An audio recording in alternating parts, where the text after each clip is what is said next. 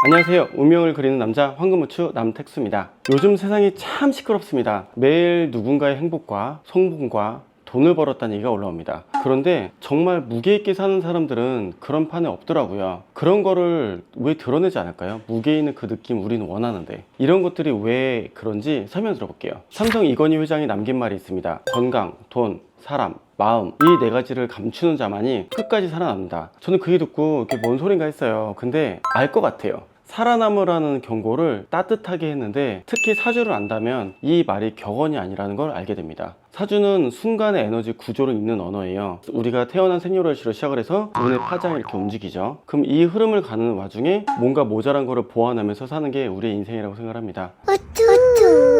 그 중에 첫 번째인 건강을 감춰라. 사주에서 중심의 기운이 흔들리거나 운이 떨어지면 마지막에는 건강 문제로 오게 되어 있습니다. 예를 들어 돈 문제 혹은 이혼, 남한테 당하거나 이런 문제가 있는데, 마지막에 종착에는 건강 문제가 있죠. 건강이 나쁘다는 건요, 사람들 입장에서는 무시되는 사람과 같습니다. 건강은 당연한 거예요. 근데 이 말이 안 당연하다면 나도 관리 못한 사람이 되는 거죠. 그걸 보고 남들이 뭐라 그럴 거니까 나 요즘 힘들어, 건강이 안 좋아, 이런 얘기 하지 말고 알아서 잘 챙겨라, 이런 어른스러운 말인 거죠. 두 번째로 돈을 감춰라. 사주에서 돈은 재성이라고 하죠. 이 에너지는 굉장히 조용히 다루고 남들 모르게, 수강생분들이나 다른 분들께 말하는 게 이거예요. 내 계획을 누구한테 드러내라고 해요. 나쁜 거예요. 질투가 붙고 기대가 생기고 관계가 계산적으로 변합니다. 정말 그 사람과 막역지우였다가 나의 얘기를 했을 때 비관적인 말을 하는 분들이 있어요. 절대로 피하십시오. 네가 어떻게 되든 그래 한번 해봐봐, 이런 분과 있으실 때 여러분들은 덜 친하다고 느꼈던 그 사람이 진짜 중요한 사람이 됩니다. 돈을 감춘다는 게 뭔 말일까요? 저도 영상 보면 가끔 그런 얘기 있어요. 저희 삼촌은 옷을 되게 수수하게 해서 입고 다니는데 300억 부자예요. 아마 그 옷이 로로피아나였을걸요? 에르메스였을 수도 있습니다. 티가 안 나요. 근데 뭘로 알아본 줄 아세요? 원단의 느낌이 좀 다르다는 느낌을 받습니다. 저도 그래도 손님 보면은 옷 스타일부터 봐요. 원단의 느낌부터 볼 때 그 사람의 찐부자의 패턴이 나오거든요. 그래서 내가 뭔가 티내는 것을 남한테 드러내지 않는 것도 실은 기술입니다. 그분들은 가족들과 노는 걸로 은근히 티가 납니다. 어디서 여행 갔다 왔어, 어디서 뭐 했어, 우리 애는 뭐 하고 있어, 이런 얘기를 할 때 감추지 못하는 그런 결과가 나오는 거죠. 그렇게 물어보지 않는 이상 대답하지 않는 그 모습이 실은 재성을 지키는 법이라고 생각합니다. 오히려 요즘 같은 때는 드러내는 사람도 많고 드러내는 게 문제라고 느끼지도 않아요. 하지만 굳이 이렇게 인증하듯이 뭘 하진 않죠. 자기의 무언가를 도마 위에 올리지 않도록 만드는 게 저는 좋은 방법이라고 생각합니다. 세 번째로 사람을 감춰라라고 해요. 누가 내 편인지, 누가 진짜 소중한 사람인지 그게 너무 빨리, 그걸 너무 크게 공개하는 순간부터 위험이 시작됩니다. 세상은 항상 당신의 약점을 먼저 찾거든요. 그리고 그 약점은 대부분 당신이 사랑하는 사람입니다. 이거는 사람을 의심하며 살라는 게 아니에요. 우리 옛날에 그런 얘기 들어보셨죠? 개똥이, 순이, 이런 단어가 뭘까요? 귀신들이 우리 애를 너무 좋게 볼까봐 이름을 개똥이로 하대해서 부른다고. 저는 그 말이 진짜 맞다고 생각하거든요. 그런 얘기를 통해서 남들이 볼 때 별거 아닌 것처럼 막대하는 모습을 보이지만 실제로는 굉장히 소중하기 때문에 오히려 그런 느낌을 부르는 거죠. 저희 아버님은 저를 아직도 개똥이라고 부릅니다. 이게 그런 얘기를 하면서 다른 사람들이 눈치를 못 채도록, 내 중요한 사람이 누군지 모르도록 나름대로 신중하게 내 사람을 내가 챙기고 그걸 드러내지 말라는 뜻입니다. 이 사주는 인간관계에 타임이 있다는 걸 보여줘요. 좋은 인연이 들어올 시기, 거리를 둬야 될 시기, 그거를 나름대로 그렇게 얘기를 해요. 위험한 거는 조심하고 괜찮은 건 내 맘대로 한다고 그렇게 말씀들을 하세요. 정말 중요한 네 번째, 마음을 감춰라. 마음을 감춘다는 게 감정을 죽이는 게 아니라요, 감정을 티내지 않는 거예요. 화난 얼굴을 보여주는 순간 상대는 당신이 뭘로 화내는지를 알아요. 지쳐 보이는 순간 상대가 적이라면 알게 됩니다. 그거를 이겨먹겠다고 생각을 해요. 저는 전에 포커게임 승리한 사람 봤는데, 포커게임 승리하면 이렇게 될 것 같은데 이렇게 있어요. 이게 뭐냐, 자기가 감정을 드러내는 그 모습이 패를 보고 느낀 느낌으로 상대가 뭐 얼굴을 읽을까봐 티를 내지 않는 거죠. 저도 그래서 웬만하면 웃음을 안 보이고 있으니까 손님들이 싫어하셔서 항상 이렇게 웃고 있지만, 원래는 기본적으로 얼굴에 티를 안 내려고 하는 성향을 갖고 있습니다. 근데 이게 단단한 사람일수록 말을 별로 안 하고 느낌이 없는 얼굴을 하려고 합니다. 저는 마크 저커버그 볼 때마다 그 생각을 해요. 얼굴에 티가 별로 안 나요.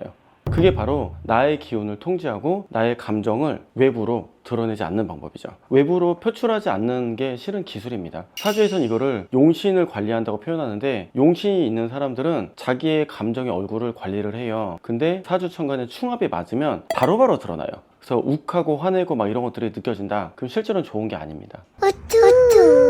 결국 이 네 가지는 하나로 통합니다. 내 중심을 내가 외부로 드러나지 말라는 거죠. 웃는 모습, 화내는 모습, 이게 계획된 게 아니라면 드러내지 마십시오. 내가 이 표현을 다 하고 나의 모습을 다 드러내는 게 좋아 보이지만 실제로는 저는 그런 얘기를 많이 들어요. 제가 제 친구나 제 사람들한테 이런 얘기를 했는데 갑자기 이상한 얘기를 해서 되게 당황스러웠어요. 맞아요, 가짜였다는 거예요. 근데 그거는 내 모습을 드러내는 걸 의도적으로 할 때는 도움이 되는데요, 가짜일 때는 빨리빨리 그 모습을 보고 내가 사람을 판단하거나 상황을 판단하는데 도움이 됩니다. 왜냐면 내 기분과 감정을 드러내고 안 드러내고는 나의 판단이거든요. 이런 얘기들이 왜 나오는지 아세요? 상대의 사주를 모르기 때문이에요. 이건희 회장님이 말씀하신 모든 내용은 처세수를 의미합니다. 이유는 상대의 사주를 모를 때 하는 행동들이죠. 상대가 저랑 충하는 운인지 좋은 운인지 몰라요. 저도 뭐 밖에 나갔을 때 외견성으로 봤을 때 저 사람이 뭘 하는 거 보고 사주 되게 알 것 같잖아요. 저도 긴가민가한 경우가 많아요. 하지만 뭘 보고 안 줄 아세요? 그 사람이 행동하는 거, 그 사람이 돈 쓰는 거. 이건 저의 기술인데요, 저는 그 사람 말을 들으면 정말 있는 그대로 수용합니다.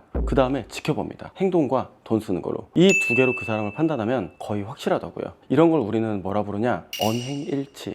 언행일치가 되는 사람을 보면 그 사람의 미래를 혹은 나와의 관계에서 내가 어떻게 될지를 되게 빨리 알아요. 그건 남녀노소 동일합니다. 저는 사람이 힘들다 그러면 별로 느낌이 없어요. 그래서 힘들어서 뭘 하고 최근에 뭘 샀는지 봅니다. 되게 힘들다는데 최근에 스타벅스 텀블러를 갖고 있어요. 안 힘들구만. 최근에 힘들다는데 일본을 갔다 왔대요. 안 힘들구만. 전 이런 관점을 갖고 있습니다. 여러분들도 들어보니까 그러지 않으세요?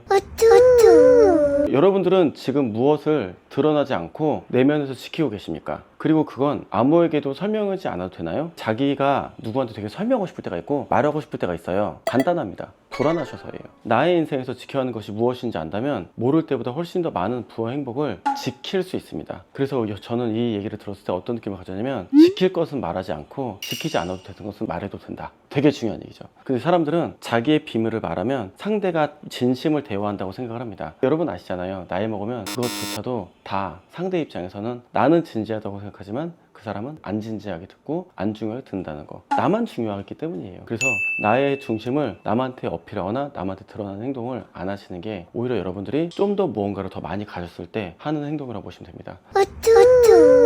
부자에 대한 얘기가 되게 많습니다. 어떤 부자는 옷을 잘 입고 다닌다, 어떤 부자는 드러낸다. 제가 느끼는 진심 설명해 볼까요?